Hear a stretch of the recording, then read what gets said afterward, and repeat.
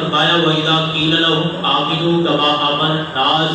قَالُوا أَنُؤْمِنُ كَمَا آمَنَ السُّفَهَاءُ أَلَا إِنَّهُمْ هُمُ السُّفَهَاءُ وَلَٰكِن لَّا يَعْلَمُونَ کہ ان لوگوں سے کہو کہ جن لوگوں سے کہا جاتا ہے ان لوگوں جیسا ایمان لے آؤ جس طرح یہ لوگ ایمان لے آئے ہیں، یعنی صحابہ کرام ایمان لے کر آئے ہیں، تم بھی ان جیسا ایمان لے کر آؤ۔ تو قالوا أنؤمن كما آمن السفهاء، تو وہ کہتے ہیں ہم ان بے وقوفوں جیسا نعوذ باللہ ہم ایمان لے آئے، جیسے یہ بے وقوف نعوذ باللہ صحابہ کرام کو بے وقوف کہا کہ جنہوں نے اپنی بیویوں کو چھوڑ دیا، جب ایمان لے کر آئے، جب پیغمبر صلی اللہ علیہ وسلم کے ہاتھ پر بیعت کی، پیغمبر صلی اللہ علیہ وسلم کو نبی تسلیم کیا، آپ کی رسالت کو تسلیم کیا، تو اس کے بعد اپنے کاروبار کو چھوڑ دیا، اپنے بیوی بچوں کو چھوڑ دیا، اپنے کتے قبیلے کو چھوڑ دیا، اپنے شہر اور وطن کو چھوڑ دیا، سب کچھ چھوڑ دیا، اپنا گھر بار، اپنی جائیدادیں، اپنا سب کچھ چھوڑ چھاڑ کے اس پیغمبر کے ہو گئے، اس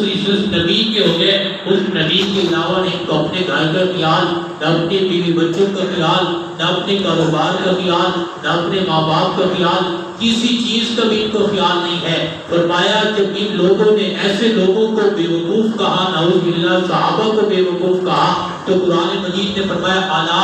انہم هم السفہاء، خبردار میرے نبی کے اوپر جو ایمان لانے والے صحابہ ہیں، جو جان نشاور کرنے والے صحابہ ہیں، جو اپنا گھر بار لٹانے والے صحابہ ہیں، جو اپنے کاروبار کو قربان کرنے والے صحابہ ہیں، جو اپنا سب کچھ قربان کرنے والے صحابہ ہیں، یہ کوئی بے وقوف نہیں ہے، ان کی عقل بھی ہے، بہت زیادہ عقل ہے۔ انہوں نے کوئی بے وقوفی کے اندر اپنا سب کچھ نہیں چھوڑ دیا، بلکہ جو ان کو بے وقوف کہہ رہے ہیں الا انہم هم السفہاء، حقیقت یہ ہے کہ یہی بے وقوف ہیں، یہی پاگل ہیں جو صحابہ کرام کو نعوذ باللہ بے وقوف کہہ رہے ہیں، یہی پاگل ہیں۔ ولکن لا یعلمون، یہ جانتے نہیں ہیں، حقیقت کو پہچانتے نہیں ہیں کہ جس طرح صحابہ نے حقیقت کو پہچانا ہے، صحابہ نے حقیقت کو پہچان لیا تو اپنا سب کچھ قربان کر دیا۔ اگر یہ بھی حقیقت کو پہچان لیتے،